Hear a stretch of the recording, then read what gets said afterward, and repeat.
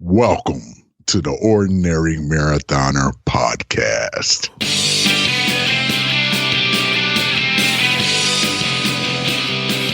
Hello and welcome to the Ordinary Marathoner Podcast. My name is Coach Scott. I'll be your host today. It is Thursday, June 25th. Hope you guys are having a good day, having a good week. I was going to do a podcast yesterday. I started in the morning, and then we had a guy show up to do some work on the house. I wasn't really expecting him so early, and it wasn't even him doing the work. It was my dog. My dog would not stop barking. I tried to podcast through it a couple times. Man, he's loud. He's loud, but it's good that he's loud because he protects the house, and he's a good boy. We love Jake. Anyway, the fact of the matter is today and tomorrow, two totally different podcasts. I've had to kind of completely flip it upside down. First things first, though, our coaching deal is still underway through the month of June. If you're interested in getting a coach and hiring a coach and seeing how that works for you, we are offering 1 free month with a 3-month commitment. So if you, over the next 3 months, if you want to try having a coach, give me a call, give me a ring. We can do our consultation. The consultation is always free. Love having those conversations with you guys as well. I've talked to a bunch of you guys in the last few weeks, and it's been great. Just hearing your goals, how you expect to achieve them, and whether or not I can help. It's been awesome. It's been really cool trying to figure things out and moving forward with that. We got a lot of things going on Friday. So tomorrow night, actually Thursday, let's start tonight. Tonight we have our Zwift ride, our group ride. I got to go find a few more movie quotes before 6:30. 6:30 p.m. Eastern on Zwift. If you want an invitation, reach out to me. You got to follow me on Zwift. I'll send you the invite. We're going to do about I don't even remember what course I chose tonight, but it'll be fun. It'll be a fun ride, and I hope you guys can join. Friday night, we have our coaches panel, our happy hour and coaches panel with Coach Ramon Burmo. He's been on the podcast a number of times. He works for the Determination Team, which is the American Cancer Society running team. He has literally coached thousands of athletes from not ever thinking they could finish a marathon to completing one, whether it be New York, Chicago, a whole bunch of different races that they do, raising money for a great cause, American Cancer Society. He's going to talk to us about the fundamentals of training. He's been in this sport for a number of years. He's done races, he's done triathlons, he's done ultras. I think he just finished like a 250-mile race recently, like in the last year or so. So he's got a lot of wisdom to lay out there for us. If you could ask questions, all that stuff. We will provide the link to the happy hour on our Facebook page. So go to Facebook. It's our group is called Ordinary Marathoners, plural. There's an event up there. We'll be posting the Zoom link. I can't give it out on the podcast, or else strange people wind up showing up and doing strange things on video that you don't want to see. I've heard nightmares. Nightmares. I don't have to deal with it. So let me tell you why today's podcast is a complete reversal on what I was talking about yesterday. Yesterday I still had hope, guys. Yesterday I still had hope that we were going to see some races coming back, and I don't know, maybe I'm just an optimist, because I know a lot of you guys out there have been telling me none of these races are going to happen. Nothing's going to happen this year. 2020 is dead. We just need to move on. But I still held out hope, and I'm even still holding out a sliver of hope that Philadelphia Marathon happens. But in the last 24 hours, they canceled New York City Marathon. They canceled Ironman Lubbock. I think that was a 70.3, like a week before it was supposed to go off. So people were actually in transit. I'm hearing that people were actually in transit going out to Lubbock to do the Ironman, and they canceled it. Ironman Lake Placid, the full and the 70.3, both have been canceled. There's a number of other races that I'm hearing, just like local races, that are getting canceled. The quarantine issue in New York definitely had something to do with that. Thank you, Governor Cuomo. A little late for that, half your city's dead. But I'm joking. No, it's a terrible joke. I didn't even mean to joke. I'm not joking. I'm not a fan. I'm not happy, guys. I'm not happy. And you can. Here's the thing, right? Here's the thing. You can be angry that these things are being canceled. You can be angry. You can disagree with it, right? You can disagree with it and say that shouldn't happen. We should, this is overblown. The risk should be put on the athlete. Hey, you want to race? You want to race. If you don't, you don't. Or you could say, you could just in general be frustrated with the situation. Maybe you think everything's overblown. Or you could think that this is a rational decision. You could think, this is too risky. We're in risky times. The disease is too, still, especially for older people, is still too dangerous. You could say, that just the environment right now, the travel environment, everything like that, it's too much. It's too much. Let's just put it off till next year. Good choice, good decision. Fine. Insurance costs are too high, all that stuff. Fine.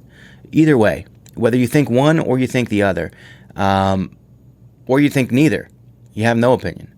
We can all agree that it's just sad what's happening. It's sad that something as simple as gathering and doing a race together, we're not allowed to do that. And it's frustrating to me. It's sad. It's frustrating me. And I personally, I'm angry about it. And I don't share a lot of that on the podcast. And I'm not, because I don't really want to abandon you guys that think that this is a good decision, because I understand that you think that.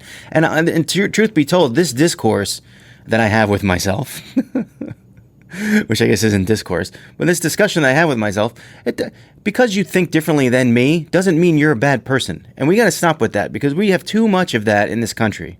Way too much of that. Because you don't think, plenty of people don't agree with me. That doesn't mean we can't be friends. Right? I mean, I see too much of it. I see too much of just because people disagree, they think they can't understand one another, and then they can't be friends, or they can't even have a civil discussion. We should be able to have a civil discussion over this. But I don't share a lot of my opinions here, which I feel like are pretty strong. I don't share them because I don't want to abandon you. Partially because I understand why, I can understand your point of view. I just don't agree with it. Is that okay? That should be okay, right? Anyway, here's the deal, guys. There's not going to be a lot of races in 2020. I hate to break it to you. Like I'm breaking news here. Boston canceled. New York canceled. It's upsetting. It's upsetting because, these races, some of these races, the history, decades of racing history. How many times have these races been canceled? I'm at Hurricane Sandy for New York City Marathon. There was that one. How many times have these races been canceled? Not many. And how many times have we gone through epidemics or pandemics or others in the past and when they still had races? I don't know. It frustrates me a little bit. It frustrates me. But this year, for the most part, we're going to have to take this year and just crumple it up in terms of racing and throw it in the trash. And it kind of sucks. I was looking forward to Ironman Muscleman 70.3, which is supposed to happen in a couple weeks. I was looking forward to the 70.3 in Lake Placid. I was supposed to do the swim leg with Matt Shore and Jacob Polson. I was looking forward to that. I was looking forward to the Philadelphia Marathon, which is still technically on, but who knows? I'm kind of not even counting on it anymore. And the question becomes not, all right, is this sad or not? Did this make you angry? Or maybe it didn't make you angry. Maybe you think it's smart, but still, this is sad. How do we move forward from here? Because I tell you what, the easy thing to do right now is to say, I'm done. I'm cooked. This training stuff, it's a lot of work, and I have nothing to train for. So what am I bothering? Why am I bothering?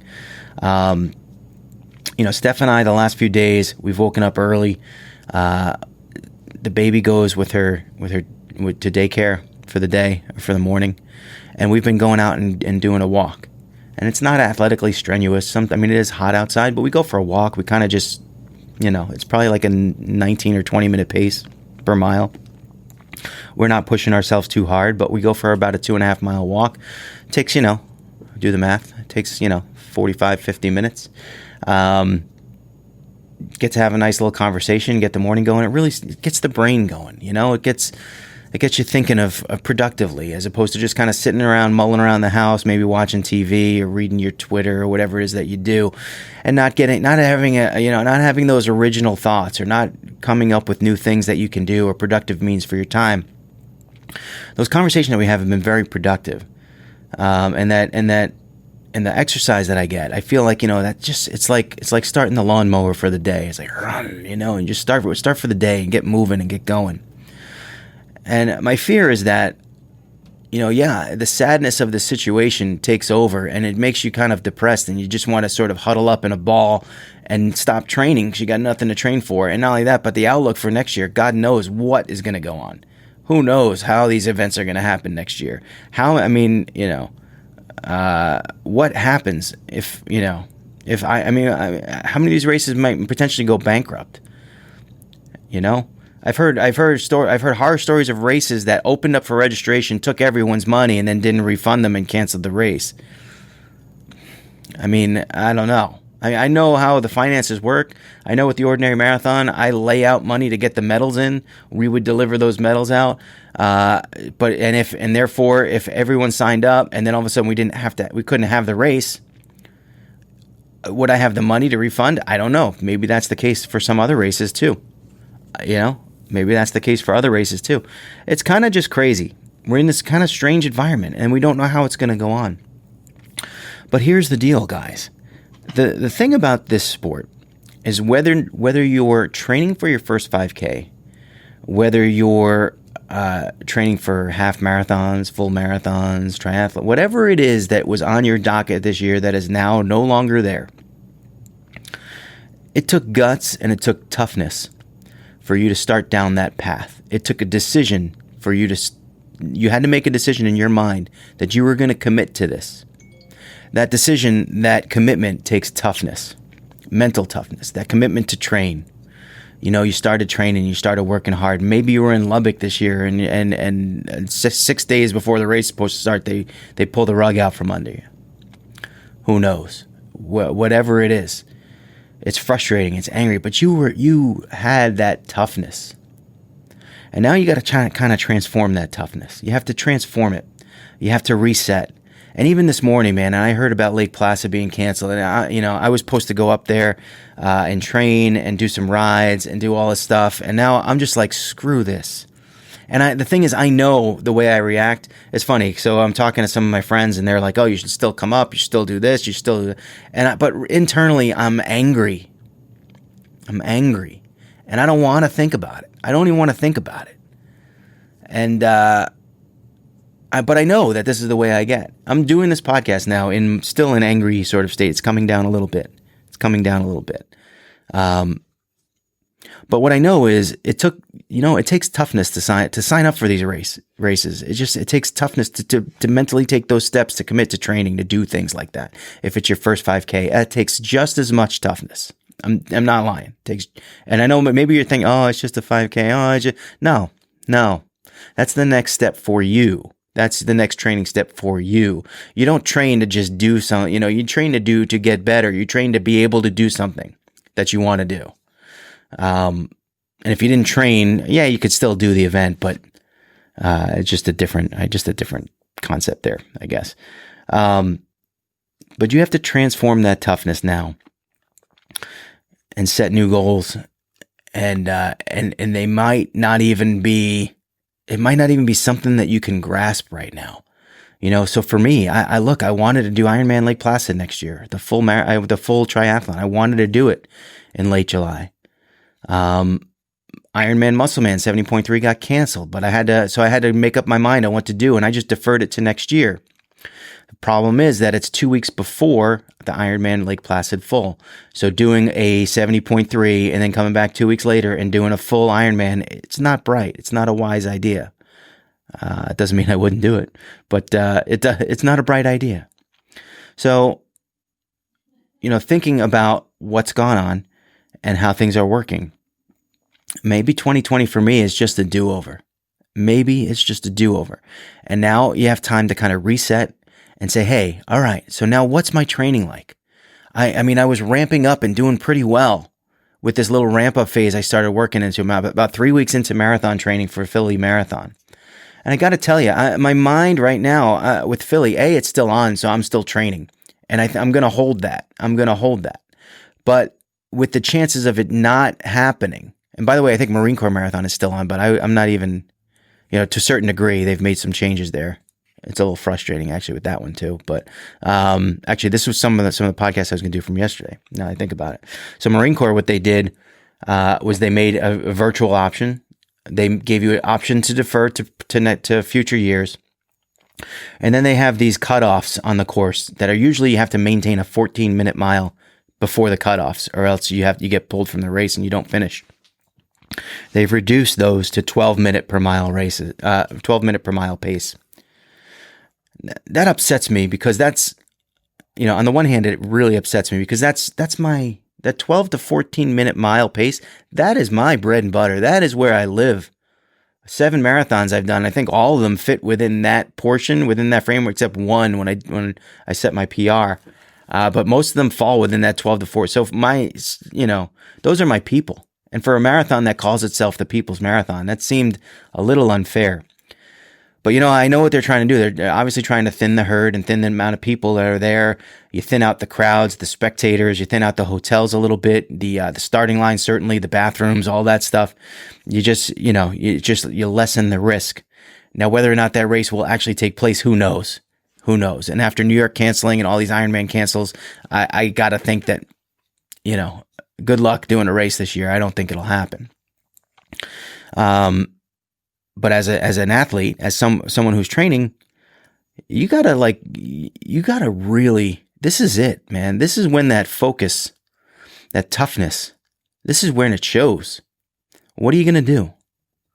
Are you going to continue to take advantage of this time, make yourself better, formulate a plan, hire a coach? What are you going to do? What are you going to do? Or are you going to curl up into a ball, cry yourself to sleep? Your race has been canceled. Maybe you didn't get refunded. Maybe you can't defer. Which are you going to do? I know what I'm going to do.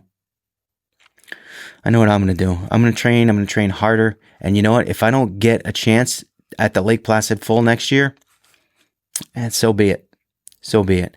I take next year and I just work harder, that much harder for the following year after that. And if it doesn't happen, following year after that. And it's just, you know what? It sucks. It sucks and it's no fun and it's sad. But in the end of the day, you've chosen to be a part of this sport. The sport will still be here for you next year. It will, and that's fun. Now I think about it. I say this all the time. I've said this in the past so many times. How many people have a love-hate relationship with running? Where you run for a year, you train hard, you get to a big event and you conquer it, you do pretty well. And then for the next couple months, you're kind of like, you're just in that post-race, zone, that phase that you get into. And you stop training, or you train very, very lightly, or you sporadically here and there. And next thing you know, 3 or 4 months go by and you've gained 20 pounds and you can't run 5 miles. But the races, I've always said the races will still be there, but this year they're not. So it's like, you're taking away one of my key phrases here, guys. This is like, come on, I need to have my stuff. The best we can hope for is that the races will be there next year. And it sucks. It sucks that it's June and we're talking about the whole year being fried and cooked. But we are. But this group of people, this segment of the population, meaning runners and athletes and triathletes, are some of the most focused, mentally tough people I have ever met. And if you're listening to this, you're probably one of them. So figure it out. Don't be angry. I'm still angry. I'm coming off of it though. I know I'm going to come out of it eventually. Don't be angry. Stay active. Have a focus. If your race is canceled and you have nothing to replace it with, either set yourself a goal. I've heard a lot of people saying, hey, you know what? Lake Placid was canceled, but I'll meet you up there and we'll do a ride. Or we'll meet you up there, we'll swim in the lake. Or, my 5K was canceled, but I'm going to do a virtual version. I know Jacob Polson's out there running a marathon as we speak today. Well, I think he's walking most of it. You can still do stuff like that. Just be prepared, though. If you're going to say, hey, I want to do Ironman Lake Placid, but it was canceled, so I'm going to just go up to Lake Placid and do it on my own. You got to be careful with those, big races. You got to be careful. They don't have the support. They don't, the crowd control, the traffic control, the water stations, all that stuff. You better be careful. That's all I got to say. With something like that. I don't even necessarily really advise doing something like that. The events are the events. You want to do them because you want to do them. And yeah, the fact of the matter is, whether Ironman is what it is and that course is what it is, and if you complete it today or on race day, it's not really the same. There's still that feeling of race day and that specialness that it's involved of going down that chute and getting your name called and getting your medal and earning it. Yeah, I mean, you could go out there and do the same thing on your own without all the pomp and circumstance, but that's what it's called, right? You know what I mean? And that's a graduation thing. Graduation's all canceled, by the way. We had to do the drive-through the other day with Sam. We won't even want to talk about it. Anyway, look, you're tough. You're tough. You wouldn't be listening to me if you weren't. So, get the tears out. Get out of the corner. Stop huddling in the corner. Don't be upset. Get yourself together. Gather yourself. Make a new plan. That's the way it works. Make a new plan. You can be tough. You can get through this, and you can actually, the way you can even look at it is that by removing this obstacle that was race day, you can now set yourself, you have longer time to get ready. Take advantage of that. Take advantage of that. Don't let it just go to waste and then pick it up again next year. You've chosen these events. You've chosen to change your life. You've chosen to rally to schedule your time to be in the gym, to be on the bike, to be out running. You've chosen that. This is your life now. Make those choices. Be sad. You can be sad. Your event got canceled. You're not going to get that medal. It doesn't change who you are. Doesn't change who you are on the inside. It doesn't change the fact that you've made these decisions to change your life or to just continue, if this is your life, to continue this being your life, because this is what it's all about. Those of you who have accomplished major events and done major things in your life that you're proud of, you know that a lot of that excitement of earning that medal is the reflection on the time it took to train and to get there, right? It's the journey. Sorry. I'm sorry. I use the J word. You know what I mean? It's the training. It's the hours that you put in that makes it all worthwhile. That's what it is. And with that, look, I got June Walker here. We recorded this the other day. Sorry about that, June. I tried to get out yesterday. It didn't. So June Walker is doing our Couch to 5K program. She ain't quitting. In fact, she's out there today doing some kind of 3-hour hike. She messaged me yesterday and said, "Hey, would this count as my run for the day?" And she sent me the hill profile and I said, "Yeah, you're good. That's good. If you can do that, yeah, that counts as your run." You can do stuff like that, by the way. And if you have any questions about that, let me know. But she's been doing it. So again, the Couch to 5K program is on the website teamordinary.com. Check that out if you're interested. You have to click the PDF to blow it up a little bit. It's still a little small. I'm working on that. I got it here still. I'm crossing off June's days too. I got to cross off the last couple. But anyway, check it out if you're interested and you have questions about it. Let me know. I'd love to kind of go through it with you and answer any questions. But we talked to June. I'm gonna play that now, and then the podcast. Then the podcast will be over, and you guys are like, Angry Man. I don't have to see Angry Man anymore. But yeah. So yes, you can find teamordinary.com. You can find the Couch to 5K program. Check that out.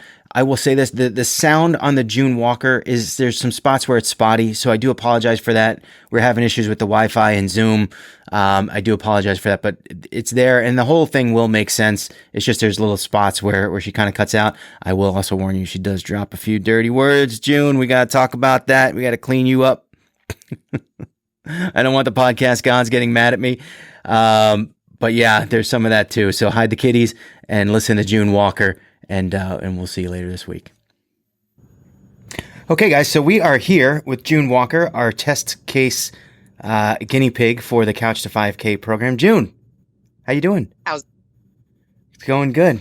It's you are 1 week through the Couch to 5K. You made it. You survived week 1, and now you're here to talk about it. How'd it go? It went pretty good. Of course, you start out and you're just like, oh my God, I'm dying. And then you're like, no, you're really not dying.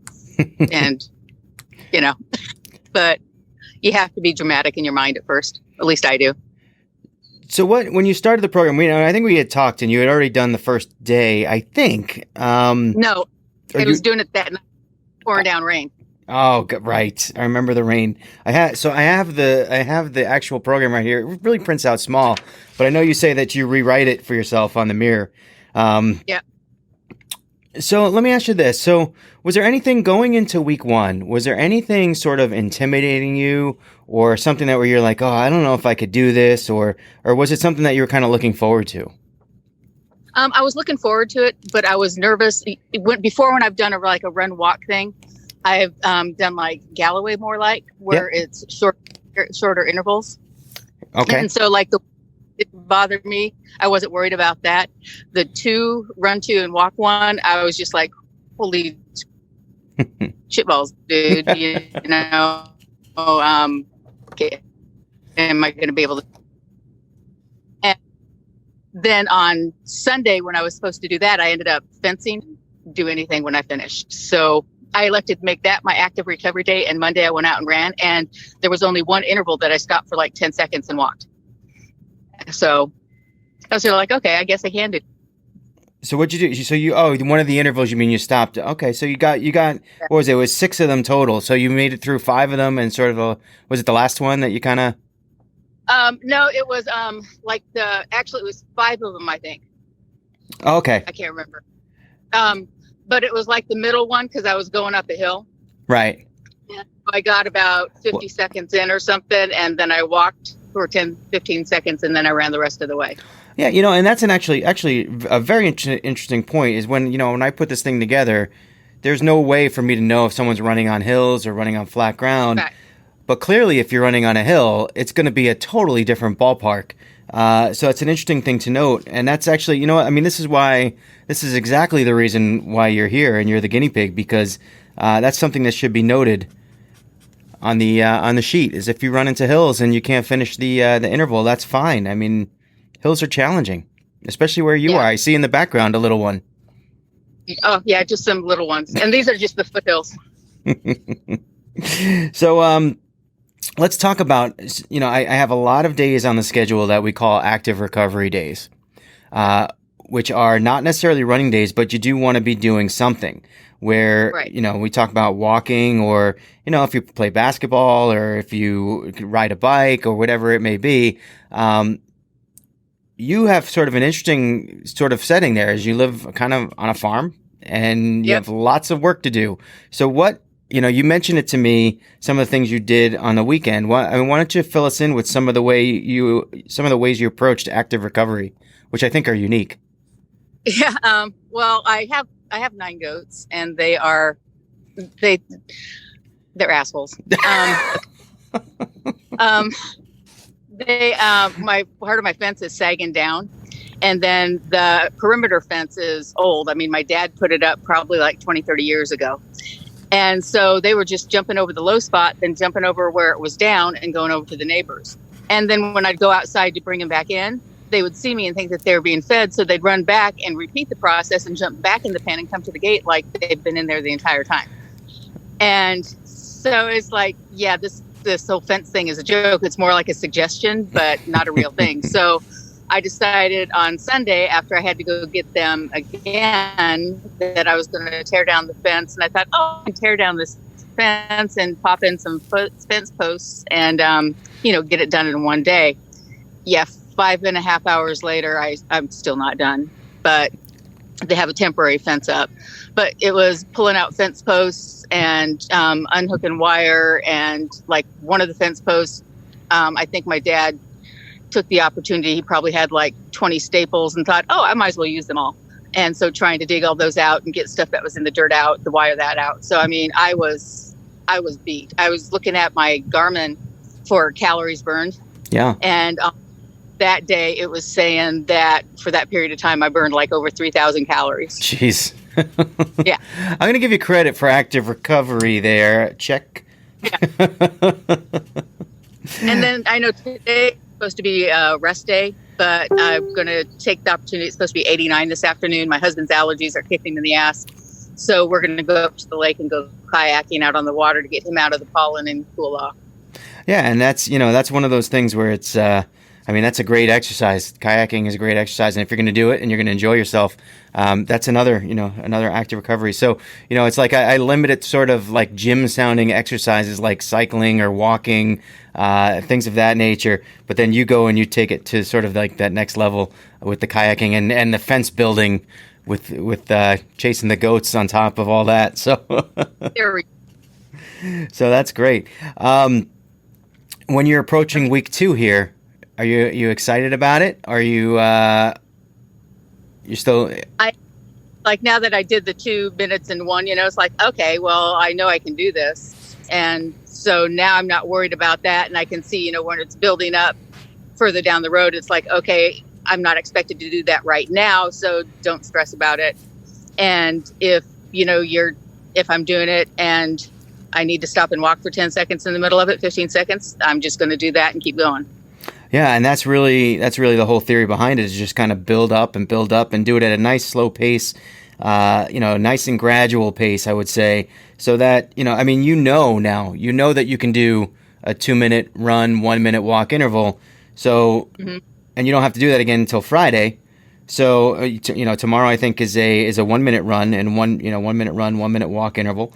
So you can kind of build that up. Although I think I have 9 times as opposed to 8 times from last week. So you build up a little bit, and before you know it, you'll have all of these crossed off, all these little boxes, and you'll be running your 5K. And you've been there before, you know this. Yeah, but hopefully. I would like to beat some times that I've done previously, because I've always been, the back of the packer type of thing. I've never really worried about it too much. I figure if I'm moving, that's good. Yeah. But now it's like, okay, well, do the work and you see the improvement. That's true. Do the work consistently, see the improvement. Yeah, and I tell you, so we get to like week 4 or so around here, and it's like, run your first mile, and I'm going to be interested in seeing how you do. Yeah. So funny, because when I was back in the military, my best time for the 2-mile run was 13:27. Yeah. Oh wow. Yeah. I mean, I look back at that and I'm here like, holy crap, I was booking it. You were fast. And I wish I could do that in a mile. Right. I know. It's like, geez.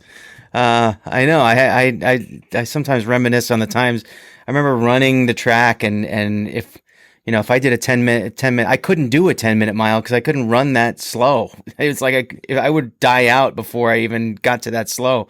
And then now I'm like, a 10-minute mile, that's good. That's great. Anything faster than 10, anything under 10 is fast. But anyway, I want to thank you for continuing on with this project with us. And I wish you the best of luck this week. You can always call me if you have any questions. Good luck kayaking today. And anything else on your mind before we let you go? Nope, not that I can think of. The good thing is that I've had issues with my hip in the past, my IT band and whatnot. And I haven't had any issues whatsoever. Yeah, and you definitely want to keep an eye on that. Yep, definitely want to keep an eye on that. And if they flare up, you definitely want to, roll it out, ice it up, do all that good stuff, and just take care of yourself. Yeah. But that's one of the reasons why we have so many of these rest days and active recovery days in there, is to avoid the pounding on your knees and on your legs, and hopefully that'll help kind of ease you into it, right. And we can avoid those. Not even a twinge. So. There you go. After all that fence posting too, I would blame the fence posting if you did have a twinge, though. Oh my God, my back was so sore between my shoulder blades. Yeah, it's like, well, it's yeah. And I think, why are my kids groaning out of the house? Because before I just tell them, hey, go out and fix the fence. Nope. Now you got to do it. Well, that's good. Keep some of that fence. You got active recovery day on Thursday, so keep some of that fence post, ready to keep getting fixed, and you can use it for active recovery on Thursday. Thanks so much, June. Thanks for being the guinea pig, and hopefully we'll check in with you again really soon. Okie doke. Sounds like a plan. All right. See ya. Okay, bye. So that was our interview with June Walker. She's out there doing the Couch to 5K that you can find on our website, teamordinary.com. Check that out if you're interested. And remember, every day is an ordinary day unless you make it extraordinary. So get after it, guys.